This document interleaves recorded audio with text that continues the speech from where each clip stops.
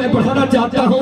हम उद्घोषक संदीप बाबा आप सबके दिल में जगह बनाने के लिए माँ भारती के समर्पण में, माँ भारती के सम्मान में मैं बोलना चाहता हूँ कि हर देश का सिपाही बोलता है कि हम वतन के साथ गद्दारी नहीं करते, हम वतन के साथ गद्दारी नहीं करते, दुश्मनों के साथ वफादारी नहीं करते। वक्त आता है, वक्त आता है तो उठा लेते हैं खंजर, क्योंकि हम जंग की पहले से तैयारी नहीं करते, पहले से तैयारी।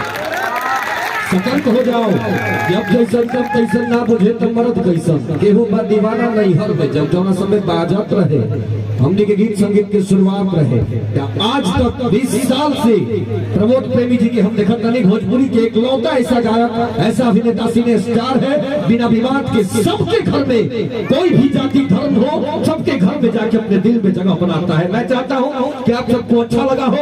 प्रमोद प्रेमी जी को आप लोग मानते हैं तो सच्चाई से दोनों हाथ उठा के ताली बजा के आप लोग सम्मान से बढ़ा दीजिए। चलिए आज हेलो तो ये लेवल कर दीजिए।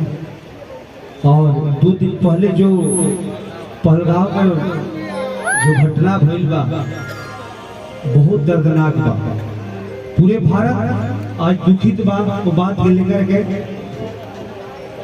कतने लोग अपना आधार कार्ड पर नाम सुधरावा होता तो मगर चलिए बहुत जल्द लोग निर्णय होने वाला बा। एगो भैया के फरमाइश है हमारे सैड सॉन्ग के, प्रमोद जी वो सैड सॉन्ग गा दे। चल भैया अक्षरा आई है, अक्षरा गुप्ता आई भी एक गीत गा लो बाबू को। सुबह मैं गाता हूँ ऐसे भी कब भैया के कौन गीत भैया की फरमाइश बहुत पुराना सैड सॉन्ग। हालांकि देखिए गीत को नहीं सुने गए चाहिए, आजकल तो गीत को नहीं होता, देखो मंच पर खाली बोला बोले होता, चाचा रिकॉर्डिंग चलता, मगर गीत को नहीं सुने के चाहिए। गीत अगर श्रोता हो ले तो गावे में मन लगे हमने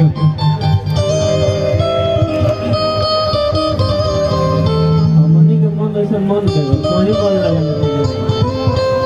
एक लड़का एक लड़की से बेपनाह मोहब्बत करता है साहब, लड़का लड़की से प्यार करेला, लड़का लड़की से बेपनाह मोहब्बत कर लेता। आ लड़की के माई बाप लड़की की शादी कहीं और तय कर देता है। लड़का लड़की से प्यार करने पर शादी कहीं और ही, शादी कहीं और तय हो जाता। आ लड़का के बात ही पता नहीं थी। एक दिन लड़की अपने ससुराल चल जाती है शादी ब्याह कर करके।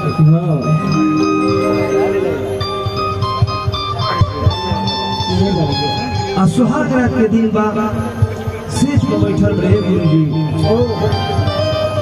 औरतिया यही बात सबसे पहले खलस के जब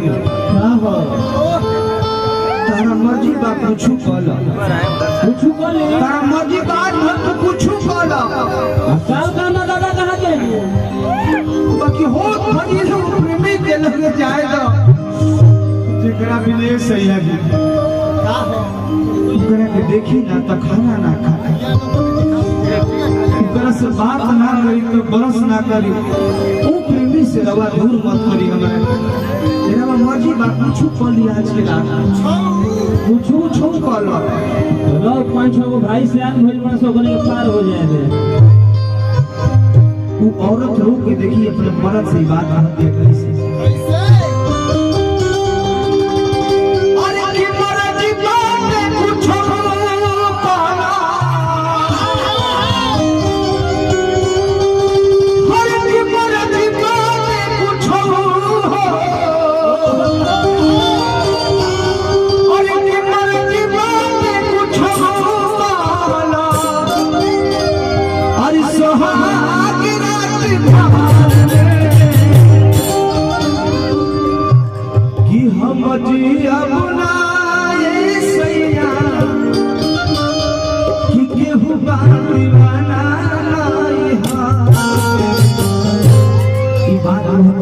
कैसे लेगी अरे की मर्जी बात पूछो साला मर्जी बात पूछो मर्जी बात पूछो साला मर्जी बात पूछो मर्जी बात पूछो साला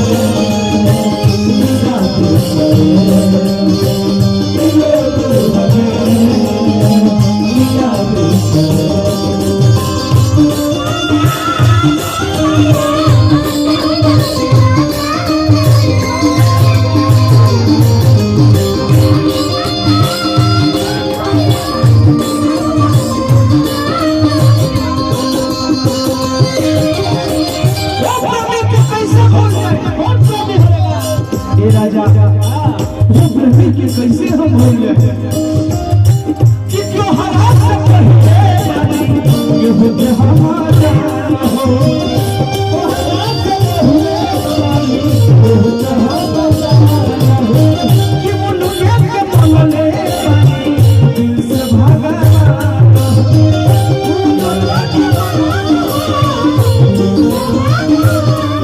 तोहरा से पहले बानी केहू के हमारा हो मुनुके के मनले बानी दिल से भागा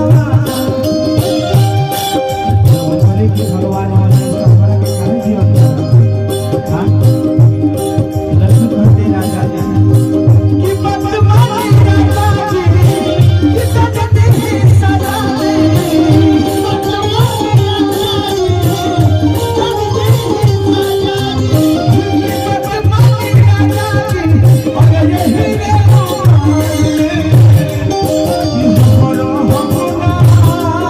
सैया केहू बात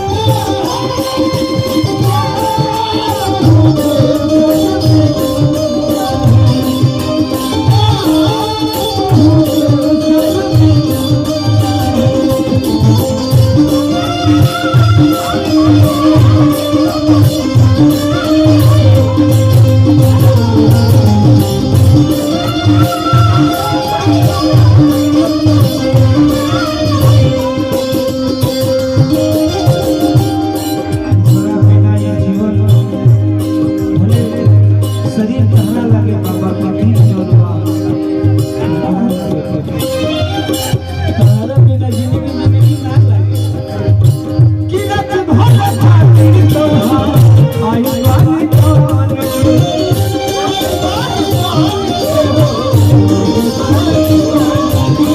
कि मुनुका से रिश्ता बाटे जन्म